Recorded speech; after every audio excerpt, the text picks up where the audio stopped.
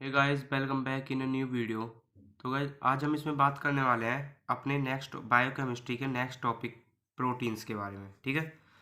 तो इससे पहले हम कार्बोहाइड्रेट कवर करवा चुके हैं। आपने वो वीडियो नहीं देखी है तो ज़रूर से देख लीजिए, डिस्क्रिप्शन में उसका लिंक मैं दे दूंगा। ठीक है। तो आज हम नेक्स्ट टॉपिक के बात करते हैं प्रोटीन्स। तो प्रोटीन्स तो आपने जनरली सुना ही होगा। ठीक है। तो चलिए शुरू करते हैं इसको। Proteins are most abundant macromolecules in living cells. यानी कि प्रोटीन एक बहुत ही रिच मैक्रोमोलिक्यूल्स है। मैक्रोमोलिक्यूल्स यानी कि बड़ा, और अबंडेंट मीन्स होता है रिच। ठीक है। जो लिविंग सेल यानी कि हमारी बॉडी में प्रोटीन एक बहुत ही रिच मैक्रोमोलिक्यूल्स है। ठीक है। The name of protein it derived from Greek word proteios means prime importance. यानी कि जो प्रोटीन वर्ड है वो डेराइव हुआ है ग्रीक वर्ड से, जो कि है प्रोटियोस। प्रोटियोस का मीनिंग होता है प्राइम इंपॉर्टेंस। ठीक है। तो these are high molecular mass complex amino acid. ये जो प्रोटीन्स होते हैं ना, जो अमीनो एसिड होते हैं उनको बहुत सारे जो एक जगह इकट्ठे हो जाते हैं और उनका कॉम्प्लेक्स फॉर्म हो जाता है, तो उसको हम कहते हैं प्रोटीन। ठीक है। जैसे कि मान लीजिए ये कुछ अमीनो एसिड है। ठीक है। अब ये जब तक सिंगल सिंगल है, ठीक है, तो जब तक तो ये अमीनो एसिड है, और जब ये चारों एक कॉम्प्लेक्स फॉर्म कर लेंगे ना तो ये कहलाएंगे प्रोटीन। ठीक है। And proteins are most essential class of biomolecules because they play a most important role in all biological process। यानी कि प्रोटीन जो है एक बहुत ही असेंशियल यानी कि बहुत ही इंपॉर्टेंट क्लास है किसकी, बायोमोलिक्यूल्स की। हम क्या पढ़ रहे हैं, बायोमोलिक्यूल्स। ठीक है। तो ये they play a most important role in all biological process, और ये एक बहुत ही इंपॉर्टेंट रोल निभाती है हमारी डेली लाइफ में यानी कि बायोलॉजिकल प्रोसेस में ही। ठीक है। A living system contains thousands of different protein for its various function। जो कि लिविंग सिस्टम क्या है, हमारी बॉडी। जो हमारी बॉडी होती है वो कंटेन करती है हजारों हजारों से भी ज़्यादा प्रोटीन्स। ठीक है। और सब ऐसा नहीं है कि 1000 प्रोटीन है सबका फंक्शन एक ही होगा। एक जितनी भी प्रोटीन है सबका फंक्शन डिफरेंट डिफरेंट होगा। ठीक है। वह वही बात लिख रही है, different protein for its various function, यानी कि अलग अलग फंक्शन के लिए। ठीक है। Rich source of protein are such as meat, fish, egg etcetera. जो कि प्रोटीन में रिच सोर्स है, हमारी डाइट में रिच सोर्स जो है प्रोटीन में वो है मीट, फिश, एग एटसेट्रा। ठीक है। इसके क्लासिफिकेशन की, क्लासिफिकेशन ऑफ प्रोटीन्स। ठीक है। Proteins are classified on the basis of their chemical composition, shape and solubility. हमने जो प्रोटीन को क्लासिफाई करा है वो कंपोजिशन, शेप एंड सॉल्युबिलिटी के बेसिस पे क्लासिफाई करा है। ठीक है। The two major categories are discussed below. ठीक है। तो फर्स्ट आती है आपकी सिंपल प्रोटीन एंड सेकंड है कंजुगेटेड प्रोटीन। तो फर्स्ट बात करते हैं हम सिंपल प्रोटीन की। ठीक है।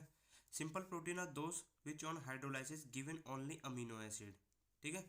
सिंपल प्रोटीन ऐसे प्रोटीन होते हैं जो कि हाइड्रोलाइसिस रिएक्शन के दौरान सिर्फ ओनली अमीनो एसिड ही देते हैं। ठीक है। According to their solubility simple protein are further classified into two categories. And जो सिंपल प्रोटीन है हम उसको फर्दर क्लासिफाइड कर सकते हैं according to their solubility, solubility के बेस पर कि किस में सॉल्युबल है और किस में नहीं है। ठीक है। उस बेस पे हमने सिंपल प्रोटीन को फर्दर क्लासिफाइड करा है। तो इसमें फर्स्ट आता है सिंपल प्रोटीन के ही दोनों पार्ट हैं, fibrous protein and globular protein. Fibrous protein होते हैं these are water insoluble animal protein. यानी कि ये एनिमल प्रोटीन तो होते ही हैं बट ये वाटर इंसॉल्युबल यानी कि वाटर में इंसॉल्युबल होते हैं। ठीक है। वाटर में सॉल्युबल नहीं होते, कहने का मतलब। इसके एग्जांपल आते हैं कोलेजन। कोलेजन आपको पता होगा protein found in connective tissue.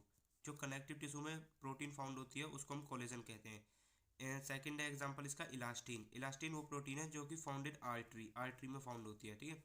And molecules of fibrous protein are long and thread like. यानी कि जो फाइब्रस प्रोटीन होती है उसका जो मॉलिक्यूल्स होते हैं वो एक तो लंबे होते हैं और थ्रेड लाइक यानी कि धागे की तरह लंबे होते हैं। ठीक है।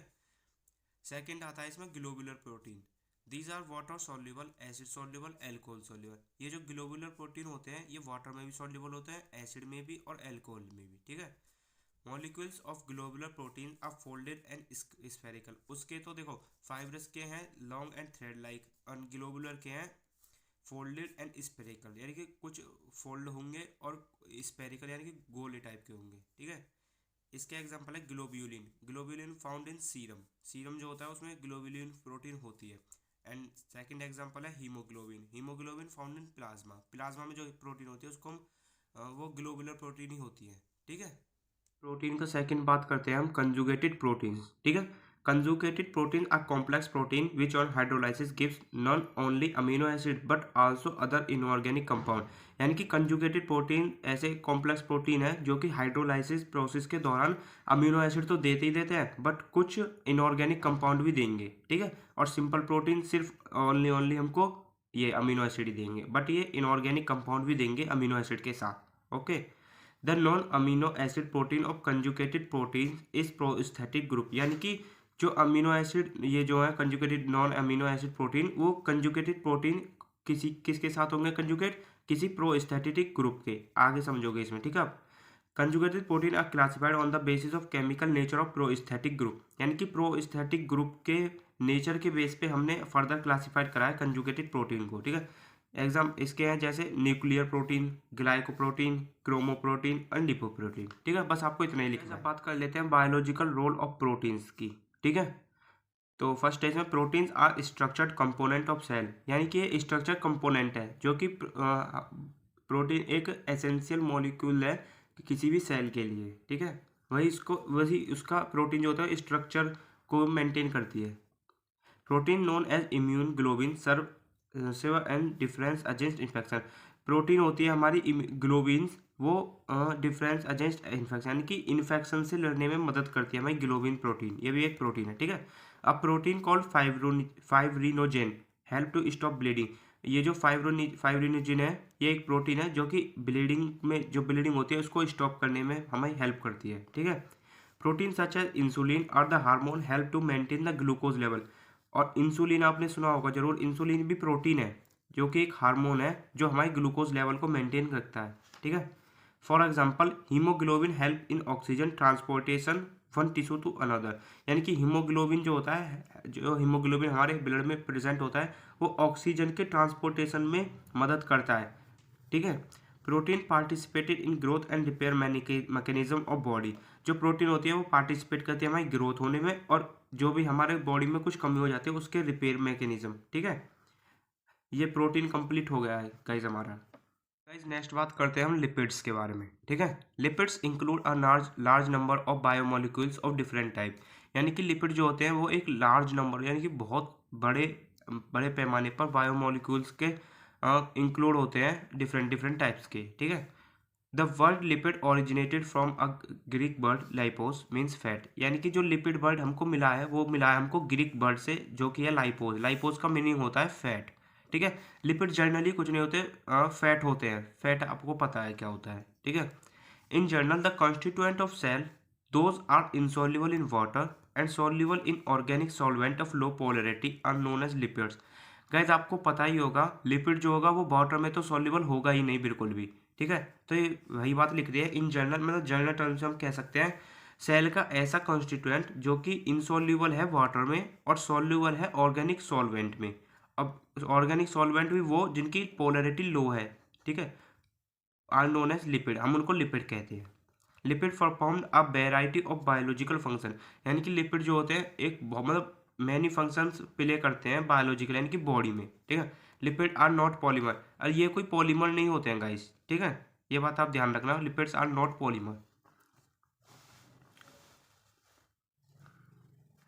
गाइस अब बात करते हैं इसके क्लासिफिकेशन की। ठीक है, क्लासिफिकेशन है इसका, lipids are classified into 3 categories on the basis of molecule structure and hydrolysis. हमने जो क्लासिफिकेशन करा है लिपिड का वो किस बेस पे करा है, मॉलिक्यूल्स स्ट्रक्चर एंड हाइड्रोलाइसिस के बेस पे। ठीक है, तो फर्स्ट बात करते हैं हम सिंपल लिपिड्स की। Those lipid which are ester of fatty acid with alcohol. यानी कि ऐसे लिपिड जो कि ईस्टर है फैटी एसिड के किसके साथ, एल्कोहल के साथ। ओके, आप ध्यान से याद कर लेना इसको, those lipids which are ester of fatty acid with alcohol. यानी कि लिपिड ऐसे लिपिड जो ईस्टर है फैटी एसिड के किसके साथ, एल्कोहल के साथ। ठीक है, आर कॉल्ड है सिंपल लिपिड। सिंपल लिपिड के एग्जांपल होते हैं ऑयल, फैट एंड वैक्सीज। ठीक है, और गाइज ये एक छोटा सा टॉपिक ही है, ये मैंने ऐसे ही लिख दिया है, oil and fat and waxes. यानी इनमें डिफरेंस आ जाता है कभी कभी, बहुत इंपॉर्टेंट है इसलिए मैंने लिख दिया है ये। ऑयल एंड फैट की बात करते हैं, these are esters of fatty acid with glycerol. यानी कि जब भी ऑयल एंड फैट के बारे में बात होगी वो ईस्टर ऑफ फैटी एसिड तो होंगे, बट एल्कोहल जो होगा उसमें स्पेसिफिक एल्कोहल आ जाएगा, वो हो जाएगा ग्लिसरॉल। ठीक है, ध्यान रखना glycerol. The difference between fat and oil only physical, यानी कि जो फैट एंड ऑयल है उसमें जो डिफ्रेंशिएट कर सकते हैं हम सिर्फ एक बेस पे कर सकते हैं, उसके फिजिकल फॉर्म पे। Oil is liquid while fat are solid at room temperature, यानी कि ऑयल जो होता है रूम टेम्परेचर पे वो लिक्विड होता है और फैट होता है सॉलिड। ठीक है, वैक्स की बात करते हैं। वैक्स क्या होता है? Easter of fatty acid with alcohol and other than glycerol, यानी कि देखो फैट ऑयल एंड फैट तो होगा, ग्लिसरॉल एल्कोहल, बस इसमें ग्लिसरॉल को छोड़ के कोई सा भी एल्कोहल होगा वही हमारा वैक्स है। ठीक है, दिस एल्कोहल में भी एलिफेटिक और डाई एलिसाइक्लिक। तो ये जो एल्कोहल है ये कुछ भी हो सकता है, एलिफेटिक एल्कोहल भी हो सकता है और एलिसाइक्लिक यानी कि एरोमेटिक एल्कोहल भी हो सकता है। Wax are used in the preparation of candles, lubricant, ointment, cosmetic, यानी कि वैक्स का हम उपयोग कहाँ करते हैं? कैंडल बनाने में, लुब्रिकेंट बनाने में, ऑइंटमेंट एंड कॉस्मेटिक के फॉर्मुलेशन में। ठीक है, सेकंड आता है कॉम्प्लेक्स लिपिड। ठीक है, कंपाउंड लिपिड, कंपाउंड लिपिड भी कहते हैं हम इसको। ठीक है, compound lipid are ester of fatty acid and alcohols with additional compound such as phosphoric acid, sugar and protein and nitrogenous bases, यानी कि कॉम्प्लेक्स लिपिड आप नाम से ही समझ सकते हो, कॉम्प्लेक्स यानी कि कुछ अदर कंपाउंड भी होगा जो कॉम्प्लेक्स बना रहा है लिपिड्स के साथ। तो ये वही डेफिनेशन लिखनी है, complex lipid are ester of fatty acid with and alcohol. जो ये कॉम्प्लेक्स लिपिड होता है ईस्टर होते हैं फैटी एसिड के एल्कोहल के साथ, और जो एल्कोहल होगा वो एडिशनल कंपाउंड भी के साथ भी जुड़ा रहेगा।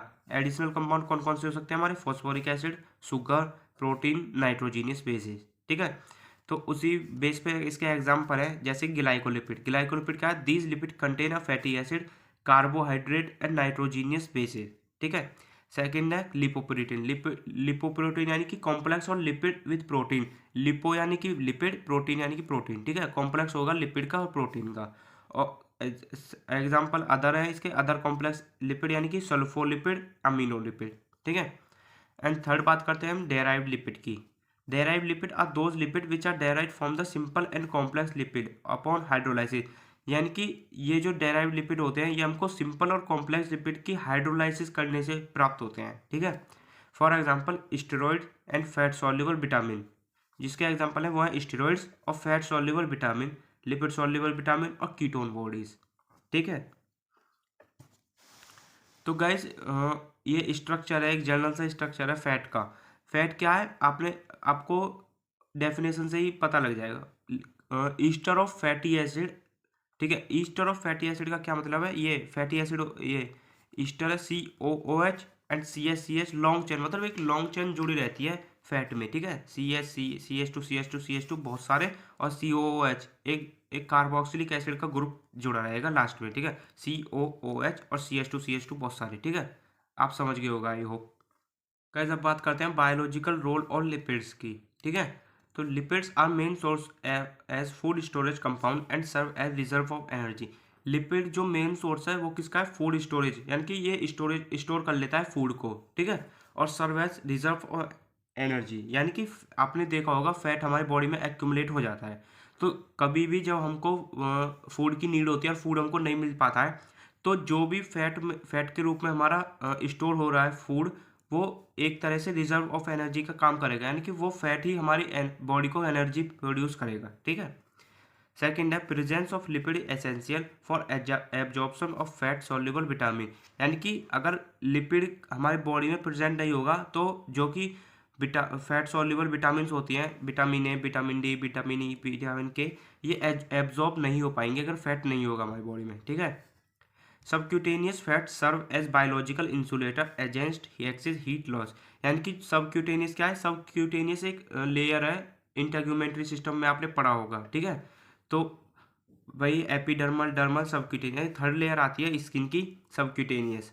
जो सबक्यूटेनियस लेयर में फैट मौजूद होता है वो एक बायोलॉजिकल इंसुलेटर की तरह काम करता है, किसके अगेंस्ट? एक्सेस हीट लॉस के अगेंस्ट। ठीक है, phospholipid are the essential component of cell membrane, आपने सेल मेम्ब्रेन पढ़ा होगा और फॉस्फोलिपिड तो जरूर से ही पढ़ा होगा। फॉस्फोलिपिड क्या है? जिससे मेड बनती है सेल मेम्ब्रेन, ये एक एसेंशियल कंपोनेंट है, आप जानते ही होंगे। ठीक है, इस बात को।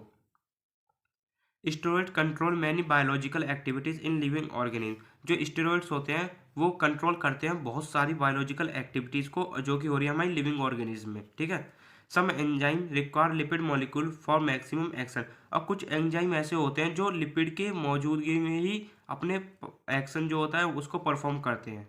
ठीक है, तो गाइज हमारा लिपिड भी कंप्लीट हुआ है। आज हमने इस वीडियो में बात कर लिया प्रोटीन्स, पूरे प्रोटीन्स के बारे में एंड पूरा ही लिपिड्स के बारे में। ठीक है, तो गाइज आज की वीडियो में इतना ही, बात करते हैं अगली किसी वीडियो में। तो जब तक के लिए बाय, टेक केयर।